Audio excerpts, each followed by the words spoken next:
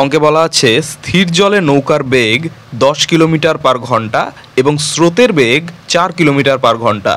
স্রোতের অনুকূলে 56 কিলোমিটার যেতে নৌকাটির কত সময় লাগবে? খুব সিম্পল অঙ্ক। তাহলে এখানে নৌকার বেগ ধরে নিচ্ছি আমি এক্স, ঠিক আছে? তো নৌকার বেগ এক্স মানে 10 কিলোমিটার পার ঘন্টা, আর স্রোতের বেগটা ধরে নিচ্ছি ওয়াই, যেটা হচ্ছে 4 কিলোমিটার পার ঘন্টা। 4 কিলোমিটার পার ঘন্টা।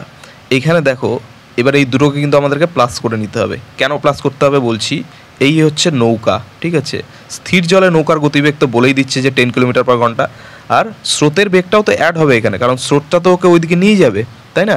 স্রোতের বেগ হচ্ছে 4, মইলে হচ্ছে তোমার 14। আর এবার আমাদের সময়টা বের করতে হবে যে 56 কিলোমিটার যেতে কতটা সময় লাগবে।